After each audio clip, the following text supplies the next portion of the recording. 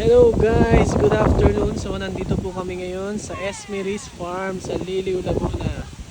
Ayan, so nag-decide na lang kami na magdala ng banig. So actually it's not a banig, it's a blanket.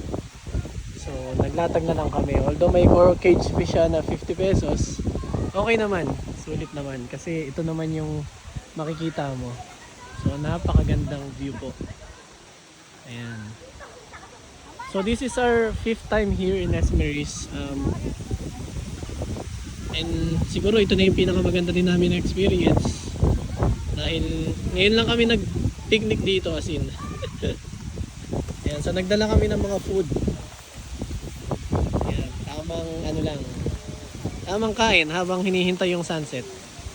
So ayan, nakikita nyo naman, napakaganda po ng view dito as in. Ayan, so napapaligiran tayo ng palm trees, no? Okay. And then yung mga nipa doon, pwede nyo rin siyang i-rent for 500 pesos. Okay, so napakahangin dito guys. Sobrang ganda ng view.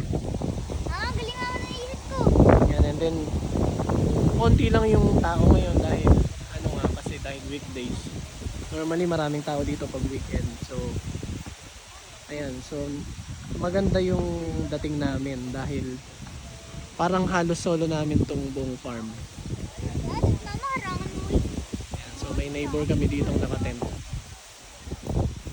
Ayan, so ang lamig, parang Baguio feels din, ika nga. Dahil ang lamig talaga ng dito ng klima ngayon. Ayan, so ito yung nasa tabi namin. Ang ganda. So, naghihintay na lang kami ng sunset. Okay.